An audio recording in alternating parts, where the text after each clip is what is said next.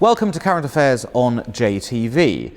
Earlier, I was interviewing Andrew Roberts, distinguished author and historian, whose most recent book was a one-volume life on Napoleon, and whose next book will be a one-volume life on Winston Churchill. Andrew, thanks for joining me today. I'm going to start with your books, actually. Although we're current affairs, I want to take it back to both Napoleon and Churchill, both of whom were friends, I suppose, of the Jewish people at a time when many others were not. What was it, if anything, that links them together on that? What motivated them, and what, in a sense, were the results of that? Well, it's a very good question. They were friends of the Jewish people in that they helped the Jewish people, both of them, but two different men from very different aspects of philo-Semitism.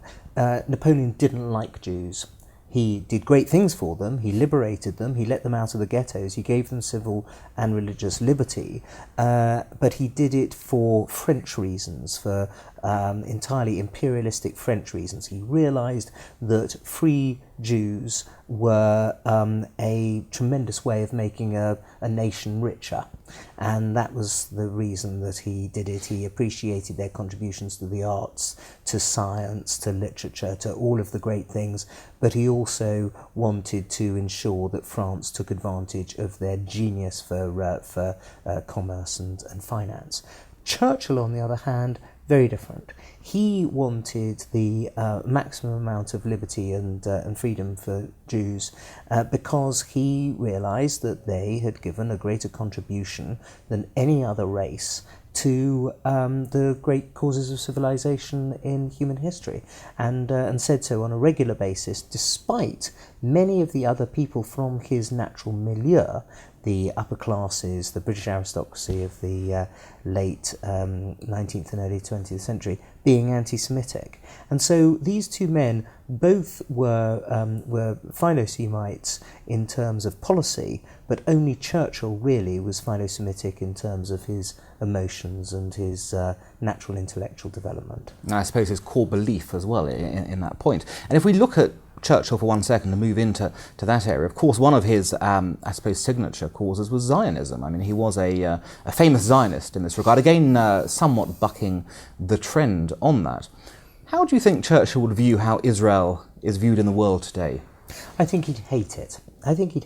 He very much was a supporter, of course, of the creation of the State of Israel, when an awful lot of other people, including the Foreign Secretary of the day, the Labour Foreign Secretary Ernest Bevin, who went along with it, whilst being an anti-Semite, and I don't think there's any much doubt in it. When I've looked at some of the papers of Clement Attlee, leader of the Labour Party, of course, but also Prime Minister at the time of the creation of the State of Israel, in the Bodleian Library at Oxford, I found all sorts of horribly anti-Semitic things that he wrote as well, in letters to his brother, for example. And so one has to forget all this stuff about socialists being much more likely to be pro-Jewish. That just simply wasn't the case, at least amongst British socialists in the 1940s. It was just not true. The fact was you had some extraordinary, totally wonderful people like Winston Churchill who were Zionists, and then an establishment that was appallingly anti-Zionist, and a Foreign Office, of course, in Whitehall, which was ideologically and institutionally anti-Israel. Now, this point on the Foreign Office I'll pick up on, because of course it seems to be a facet of many foreign offices across Europe in particular, but even the US State Department, that there's something institutionally almost anti-Israel about them. What do you think it explains that? Well, there are two schools of thought on this. The first is that it was rational. It was a perfectly logical response to the fact that you have 22 Arab countries and one Jewish country. You have 22 Arab countries that have huge amounts of oil, which are necessary, of course, for the running of the world's economy, and one Jewish country which has got nothing at all to offer the rest of the world in terms of raw materials, but has everything to offer in terms of its morality and its spiritualism and its decency and its right to survive and its history. And I'm afraid it's the job of the Foreign Office really to put the former above the latter.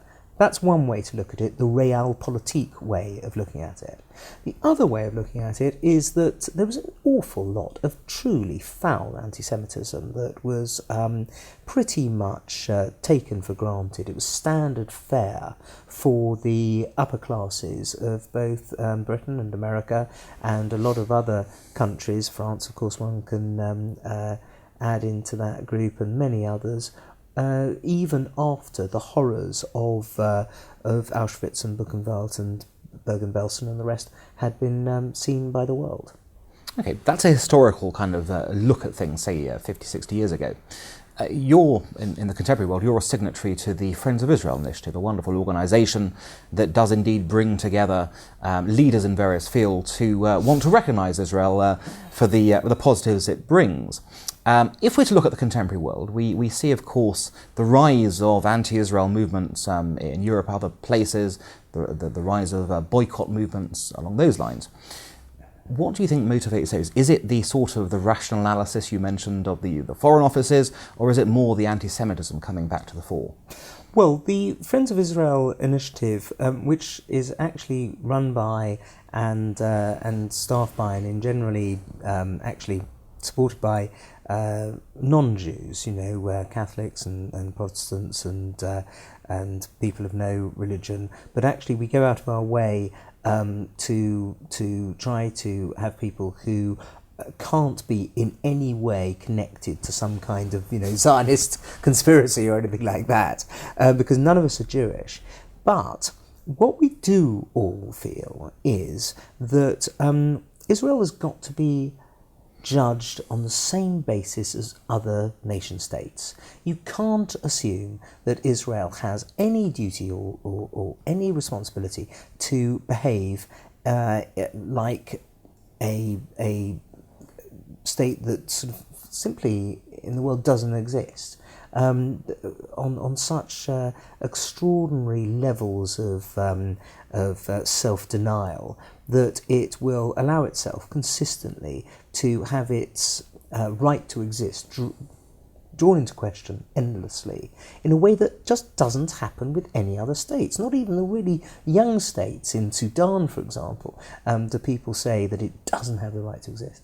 And so what we're trying to do in the Friends of Israel initiative is to get Israel treated just like any other nation state, not just of its region, but of its size or its type or its kind.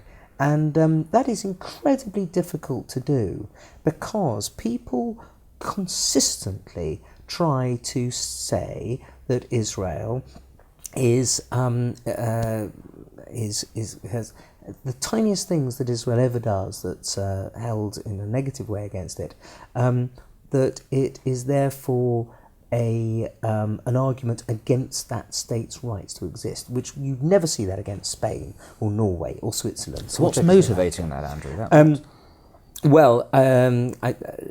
go back to my last answer, there is a basic problem, it strikes me, in Western civilization, by which we still feel a sense of viciousness and aggression and anti-Semitism, which doesn't extend to now, thank God, to any other race. To be anti-black, for example, is quite rightly considered a despicable attitude that is so antediluvian as to be morally wrong. To be anti-Jewish, on the other hand, in country after country, and I'm afraid that the number of those countries is expanding rather than contracting, has not got that same level of moral outrage. Now, why should that be? Considering that actually, when one looks at the activities of the Israeli state, it is a model democracy. You make that point quite cogently and coherently. And yet we often see, when it comes to one of the contemporary scourges, terrorism within Europe today, that it's Jews who are attacked first and then the general population. But it is always a relationship, Jews and then the general population. Why is it that people haven't worked this out yet? I think they have worked it out. They just don't want to face it. That's the problem, here. You saw it, of course, with the Charlie Hebdo attacks. All the concentration was on the cartoonists. At exactly the same time, however, Jews were being killed and Jews were being concentrated upon by the same killers. And the fact is that it is still, for some reason, some deep psychological problem that we have in the West, we don't want to face the obvious fact, which is that Jews, especially in Israel, are the canaries down the mine shaft, really. They are the first people who should let us all know that democracy is being attacked, that civilization is being attacked, and that we have to stand up for them if we're in any way going to be standing up for ourselves as well. And on that stirring note, Andrew, thank you very much for joining me today, and thank you all. Thank you.